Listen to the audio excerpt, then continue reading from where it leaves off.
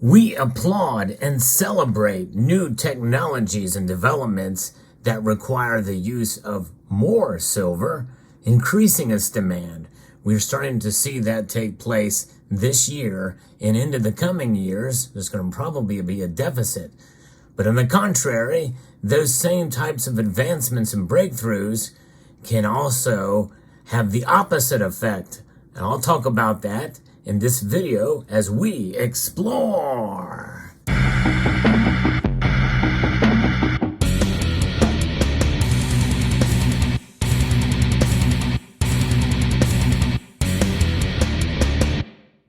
That's right. Demand on silver is increasing. That is a fact. And that should mean that the price of silver should go up. But that does not necessarily mean it's going to happen, especially given the complexity of the silver market.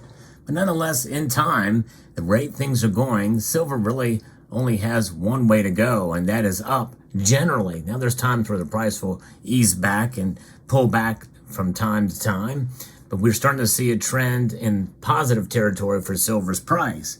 However, I'm going to be referencing an article here that talks about a new breakthrough that actually could cause the price of silver to plummet if this thing works out the way that they say.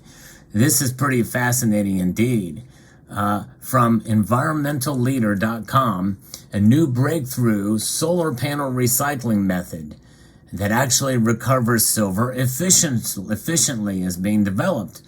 It's a new method for recycling solar panels that can recover silver with greater efficiency, has brought renewed excitement for the industry.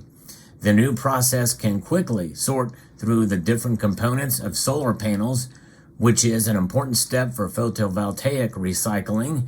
The method was developed by engineers at the University of New South Wales, also known as UNSW Sydney, who also have patented the process.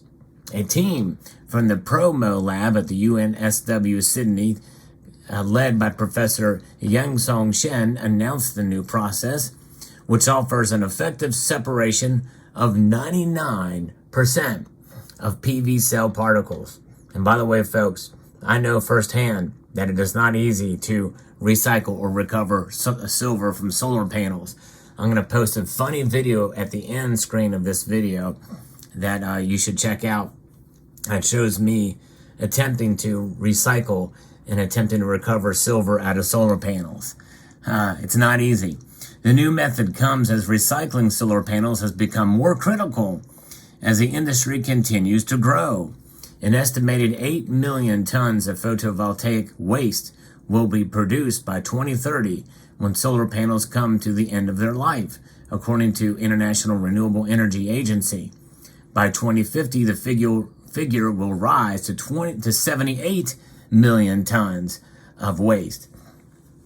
Recycling solar panels has been a difficult feat, I know firsthand, with many individual parts, the glass, silicon, metals, wiring, and plastic integrated together, complicating the process. In order to be recycled and reused, solar panel components need to be separated to avoid contamination with other materials, and manufacturers will only use materials of high purity. Without improved recycling methods, the majority of solar panels will end up in landfills at the end of their life cycle. PV panels usually last for around 20 to 25 years. So given the growth in domestic solar power since the 1990s, we can see there is a very pressing and urgent problem to deal with those first generation of panels that are coming to their end of life, Shen said. We want to reuse and recycle those panels, but at the moment there is very limited research and very limited technology to allow us to do so effectively and prevent them from just ending up in a landfill.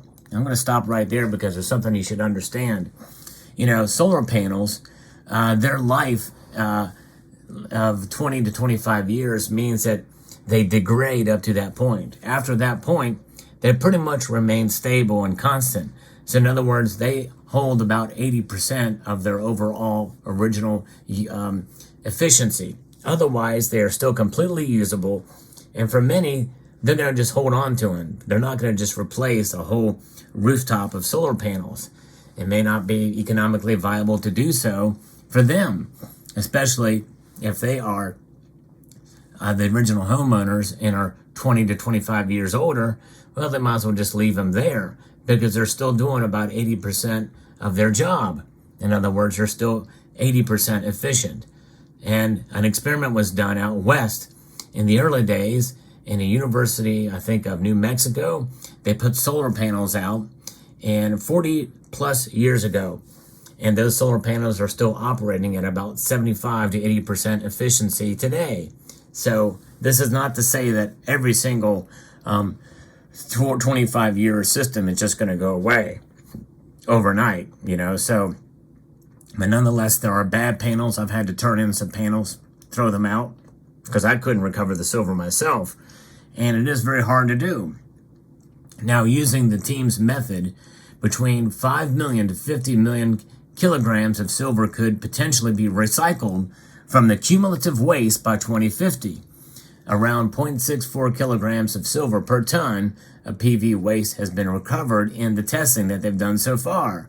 Once the components have been separated, a traditional chemical leaching and precipitation can extract specific elements such as pure silica and silver.